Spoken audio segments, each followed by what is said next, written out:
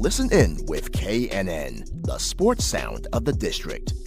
Today, we are pleased to welcome a multi-star athlete who is proudly defending our country. After graduating from the United States Naval Academy, where he played for the football and track and field teams, he spent 7 years on active duty before he transitioned to the Navy Reserve. In July of this year, he was promoted from lieutenant to lieutenant commander.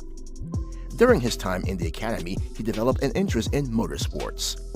He began racing on the NASCAR circuit in 2015 and recently made the jump to the sport's second level, the Xfinity Series. We are talking about Jesse Iwuji. He joins this live stream broadcast of Listen In with KNN right now with your host, Kelsey Nicole Nelson.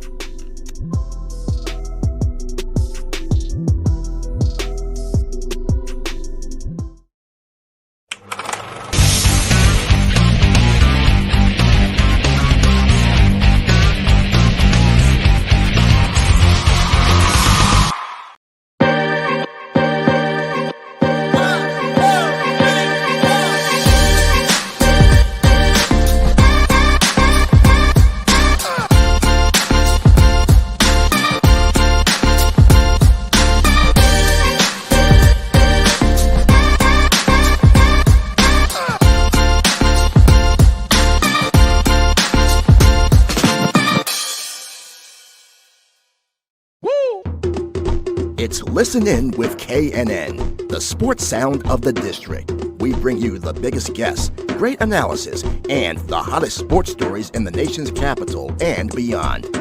And we bring it to you live. Welcome to this live stream broadcast of Listen In with KNN. Here's your host, Kelsey Nicole Nelson.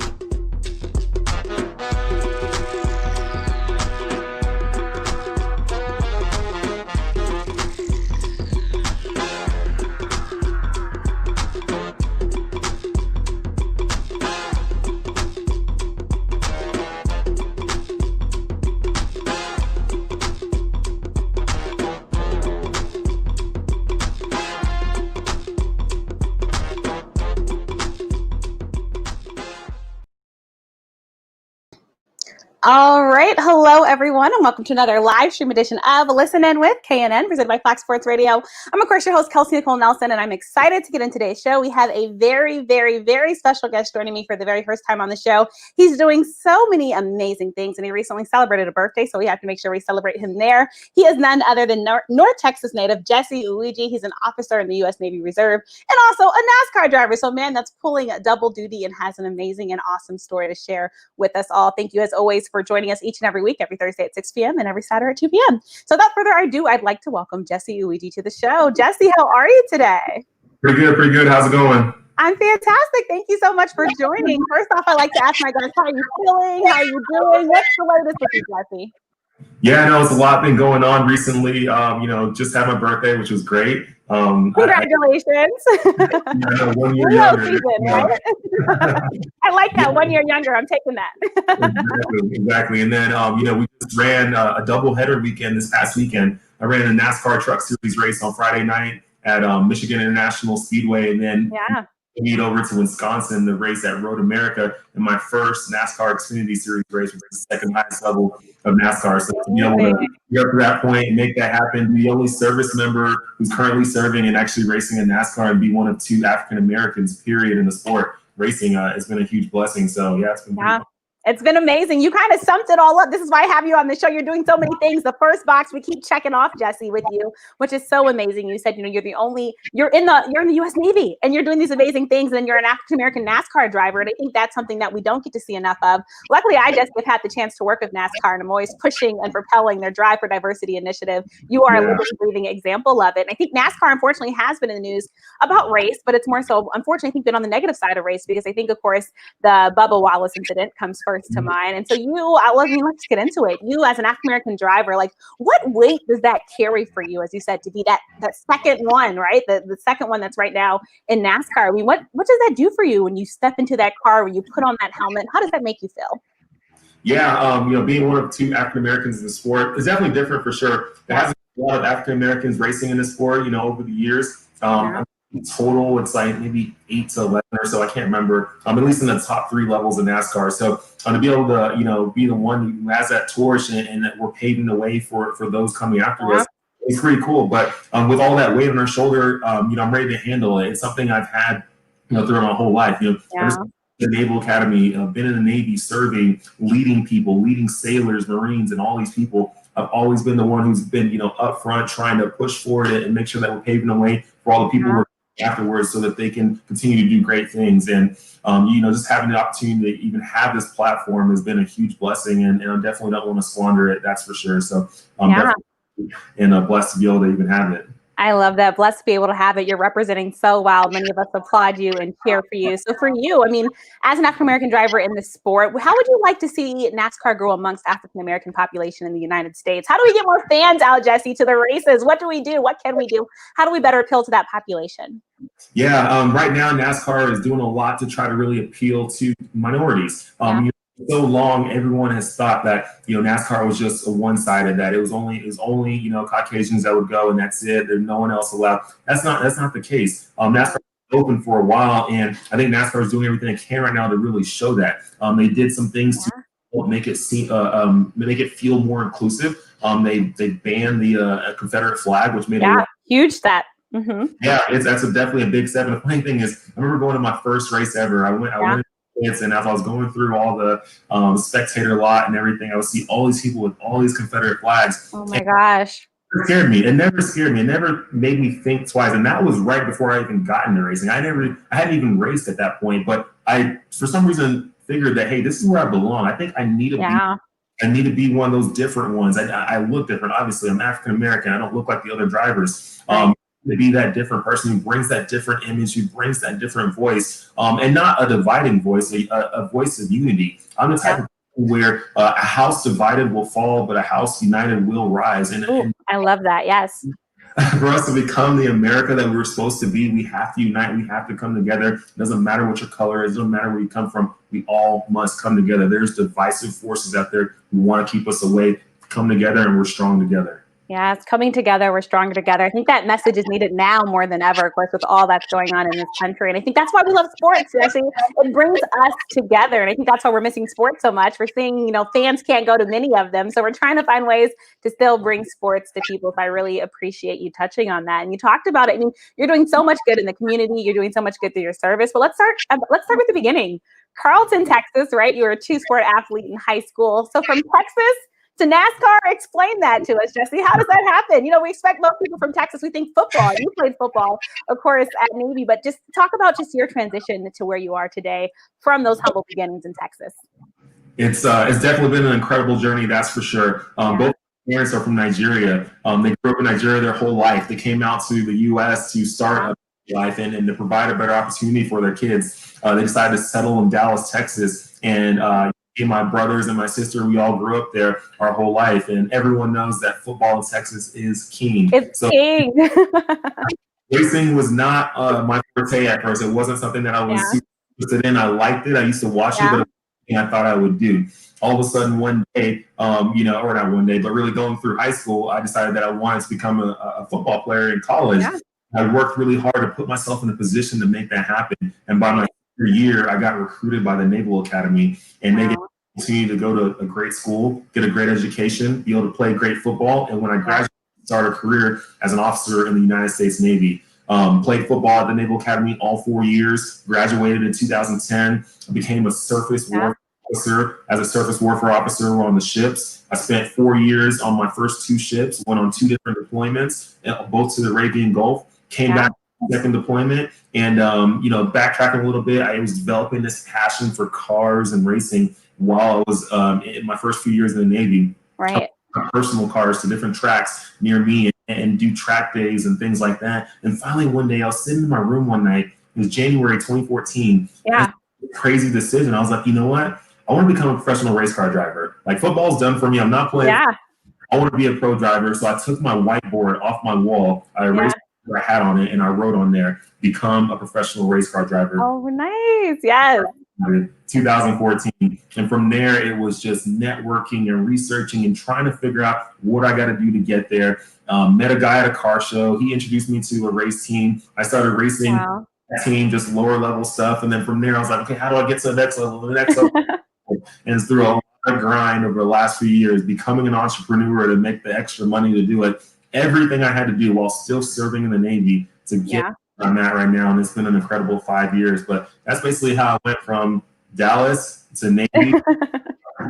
What a story. And I love that you wiped off the whiteboard and you knew what you wanted to do. You put it down and you made it happen. And this is why you're here today.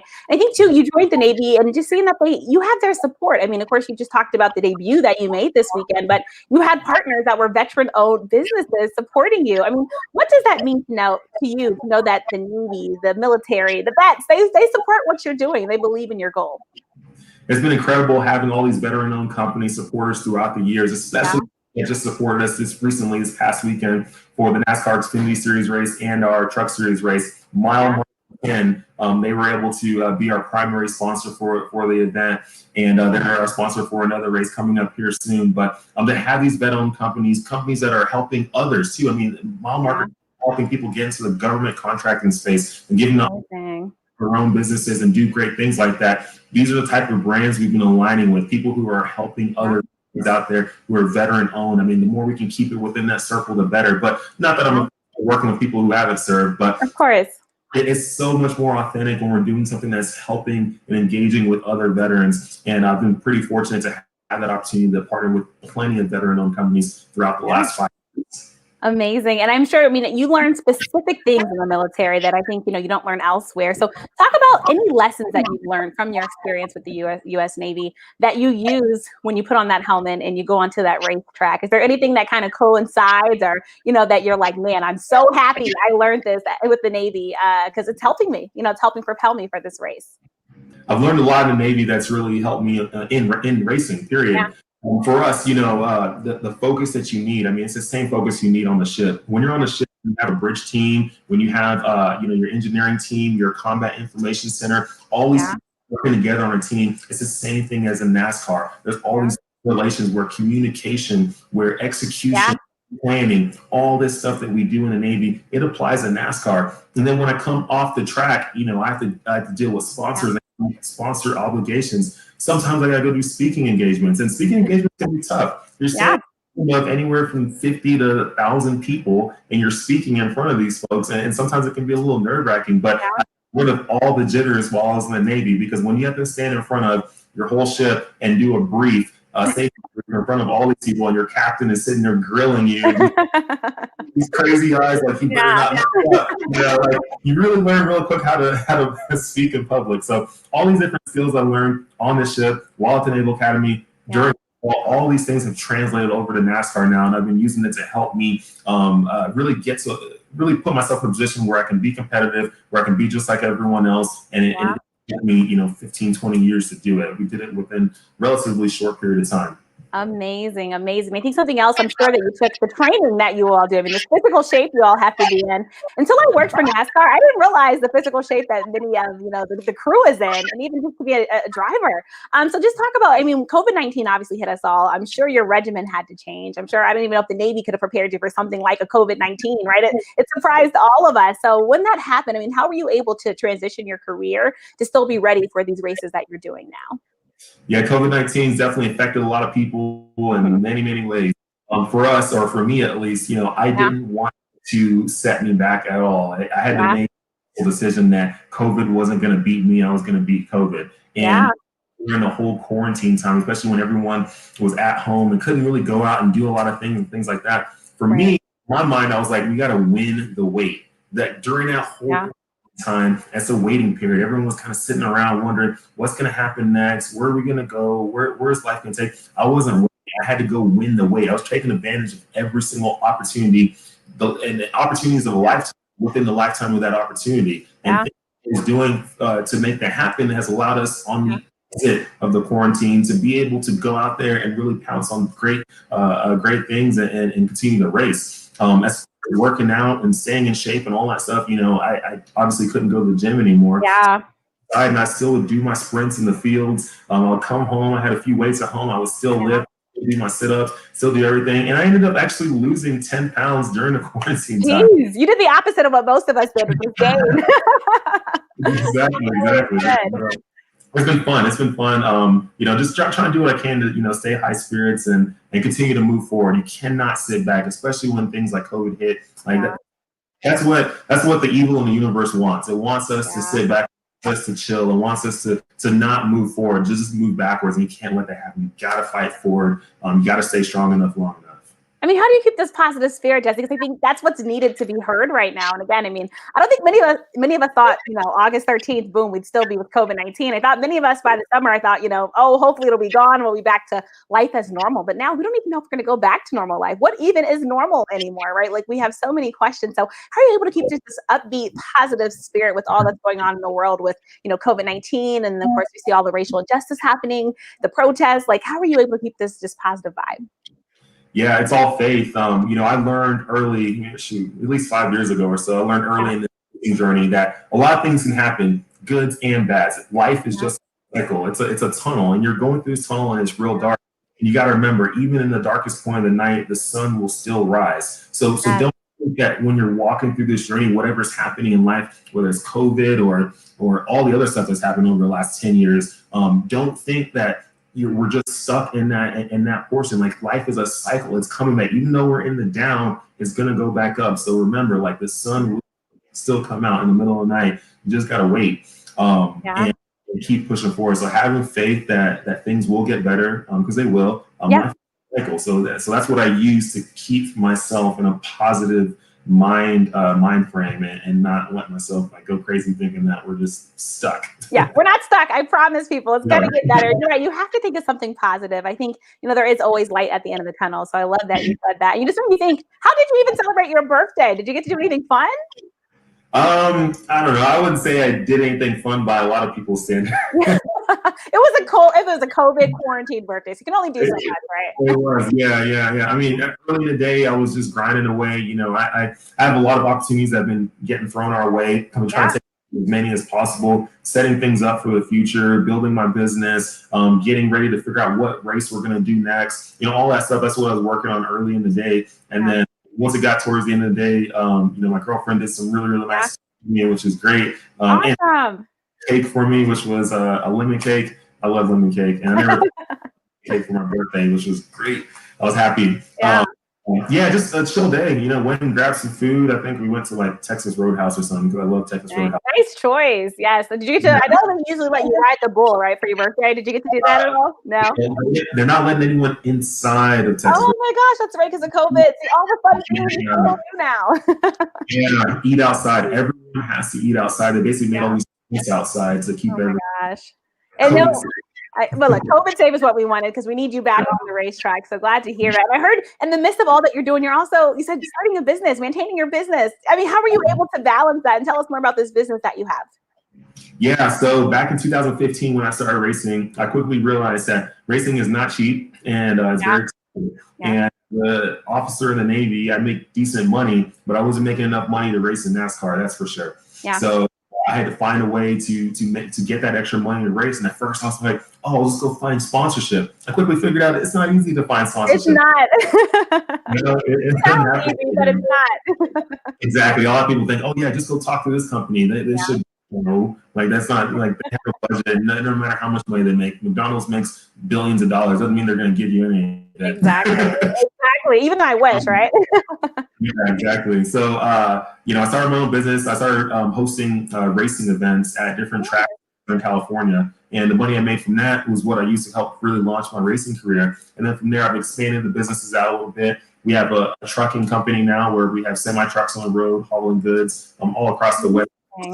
And then now we're getting into some real estate stuff too. So I've been doing that the last few years now and just trying to build a small little empire. You see Penske out there, they're a big racing team, but they have all those trucks out everywhere. I want to be like that. I want to have my name all over the place. And everywhere, yes. This empire that's growing. So that's what I'm working on, just building my business stuff because that's what's going to sustain me in life. Racing is not going to pay the bills forever, but stuff will. You have that backup plan, which is so important. You know, you always want, who doesn't want multiple sources of income, but also planning for life after. I think that's so important. I think COVID-19 has kind of shown us that, you know, that nothing is promised, nothing is guaranteed, and it's always great to have a backup plan. And you already started your business so young and so early. And so I think it's fantastic, just fantastic to see. So congrats to that. I keep applauding you. And we have to talk football. Of course, you played football. We're all asking questions, Jesse, about college football. There's a lot happening, to say the least, with college football. I mean, here in DC, I'm thinking automatically how much I always look forward to that Army-Navy game. And now I'm like, oh my gosh, you know, are we going to have college football? You see some of the Power 5 conferences, you know, trying to hold on. So just in your thoughts and opinions with all that's happening with the world, what are your thoughts on college football as a former collegiate athlete? Do you think we should move forward? Yeah, that's a tough one. Football is a sport where if somebody does, you know, catch COVID, if someone ends up getting sick, it can spread fire within a team. And that's the tough part, is where I love football, and who knows, maybe it can go forward, maybe it can't, but you also have to keep everyone in the bubble, and that's really, really hard. I think with the NBA, what they're doing, it's definitely possible of how they can keep everyone in the bubble and keep them safe. But with football, it's just tough. I mean, there's no way to keep everyone together to keep them safe. So canceling the football season is rough. I mean, one side of me is like, you know what, maybe that's a smart thing because all the liability stuff for the school, and then the other side is like, well, at the end of the day, how long are we going to keep everyone on the sidelines? Right. Go out. I mean, nature is going to take its course eventually. So maybe we just need to go out and just whatever happens, happens. I don't know. I don't know what the right answer is. It's definitely a decision, but that's why the NCAA, they make billions of dollars. So hopefully they have some money to make the right decision. But people are upset right now because they're like, why did the NCAA wait so long? I know, because right now we're ready for it, right? Like now is when you're supposed to be buying your merchandise and your gear, and now we just have so many questions. And you see some of the players are just hurt, understandably, because, you know, we have the draft coming. Some of them, of course, want to go pro, and they're thinking about their eligibility. There's so many big questions and big decisions, but I think your input as a former collegiate athlete is just so important. Let's talk Navy football. I mean, talk about your experience there. You played defensive back, safety. I mean, what was it like for you? I mean, playing at such a great school, you know, where football, I would say, it's king. Y'all do a little something there at Navy, and y'all are pretty good. So what was that experience like for you? Yeah, the experience playing at the Naval Academy was awesome. You know, we played 4 years, you know, playing winning seasons all 4 years. We went to bowl games all 4 years, ended up winning our final bowl game against Texas Bowl. Yeah. Yeah, that was great. Ohio State, my senior year, we almost beat them. We got really, really close. Yeah. And beat Notre Dame twice throughout the time. So my football, always a good feeling. Notre Dame. That was great. It beat Army and Air Force all 4 years, so that was no worry right there. But yeah, remember the Naval Academy. You know, learned a lot playing football. Had an amazing time. I mean, I have memories from football that will never leave me. Had a really good time. Met some of my best friends in life were part of the football team. So I'm really happy I got that opportunity. And for the kids out there who are working and aspiring to be college football players, go after it, because you're going to make some great memories. You're going to meet so many great people and have some experiences that not many will ever get. So if you have the opportunity, take it. Don't squander it. Make the most of it. I love that. Don't squander it. Make the most of it. True lesson for everybody out there. Just even, you've done so much. We're looking forward to continuing to watch you grow. I mean, from the Truck Series to your recent race. Like, what would you say? What's next for you? What's next for Jesse Iwuji in terms of NASCAR and just your overall career? Yeah, next for me. Well, so right now we made our first start in the NASCAR Xfinity Series. Yeah. That would be the NASCAR Cup Series. I got a little bit before I get there. I got to gain some experience in the Xfinity Series, learn a lot. You know, probably make some mistakes here and there, but learn what I can on track before I can, you know, upgrade to the next level. Once we get to the Cup Series, that's the top level of NASCAR, and you know, I'll be the first naval officer ever in history to make it. So grinding away to make it happen. We'll make it happen. Yes, we're praying for you. That's next for me on the racing side of things. In the business world, you know, trying to grow my businesses right now. I'm in talks with a lot of people to continue to elevate everything we're doing. There's people who buy into our company. There's people who want to partner up with different things. There's all these different opportunities out there that we're seeing because we're putting that groundwork in every single day. We put that effort into the universe, and university we usually put that effort back into you too. So we're seeing a lot of things come, you know, the fruits of the labor, I guess. And that's the next step on that side of things. And then, you know, family-wise, you know, eventually want to get a family going. And we need future NASCAR drivers, Jesse. Don't surprise us. Little mini Jesse, whether it's a guy or you know, something. So next things. It's exciting. And just on the NASCAR front, because we're all looking forward to what's next. Talk about what preparation is like for you week in and week out as you're preparing for these races. I don't think enough people know what goes into the work of being a NASCAR driver.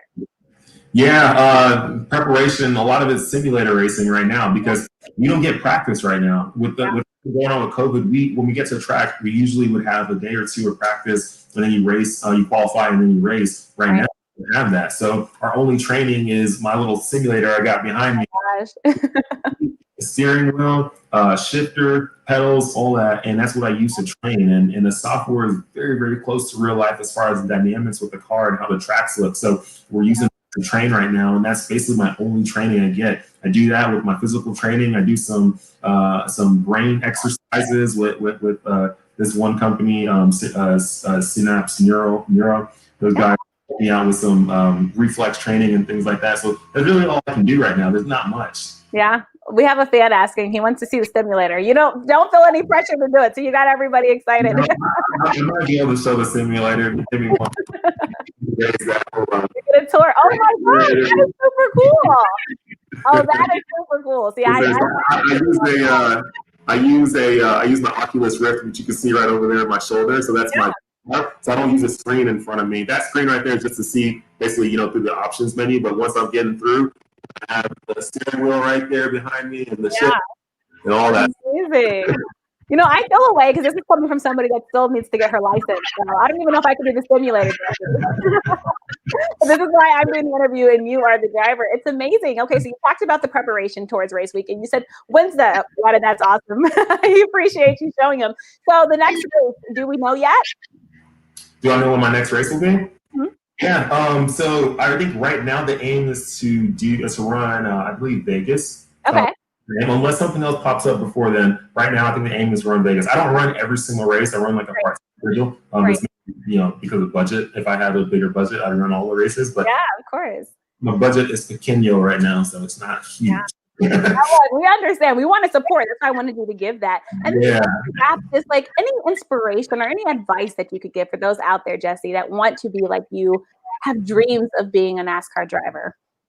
Yeah, for those out there who are aiming to be a driver in any motorsport period, you got to know that with racing, it's not just on track racing. It's not just being a really, really good driver, because there's a lot of really, really good drivers out there who aren't racing NASCAR.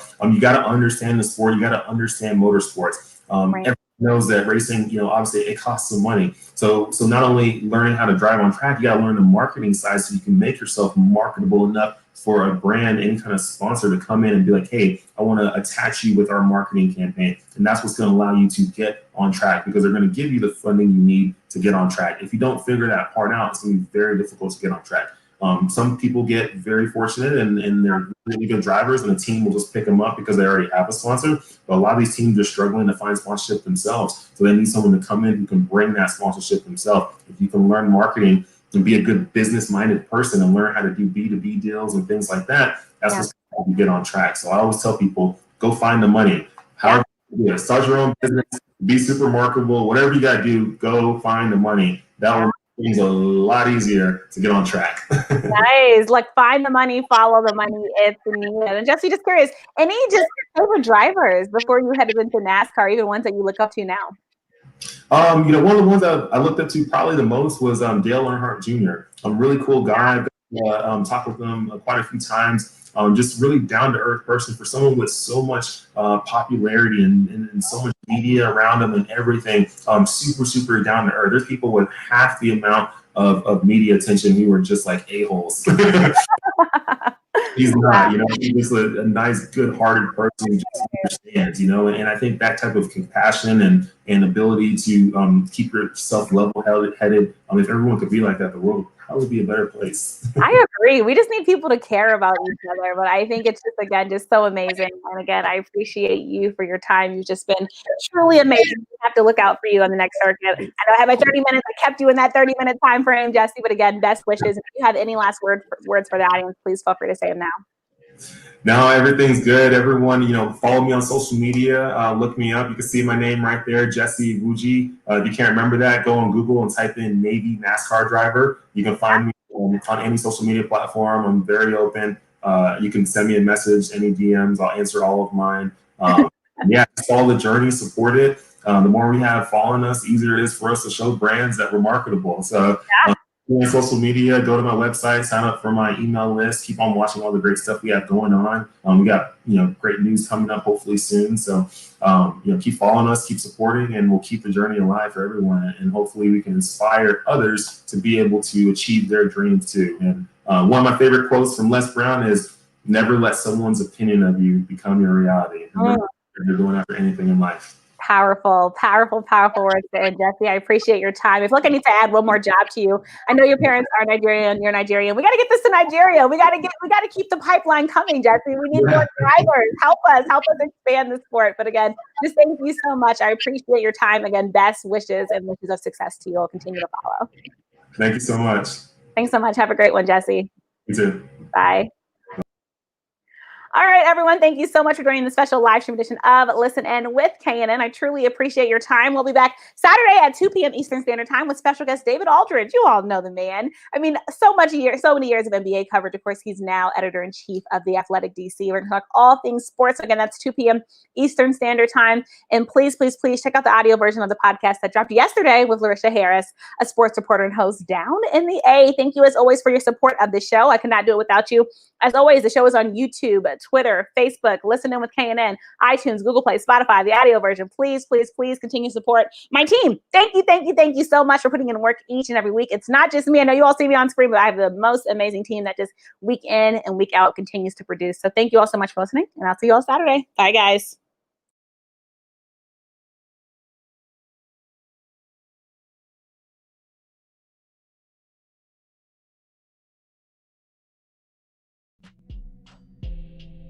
Follow Kelsey on social media at The Real K Nelson.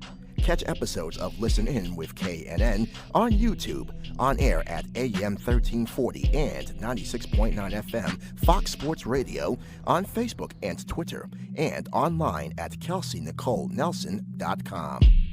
Thank you for watching this live stream broadcast of Listen In with KNN.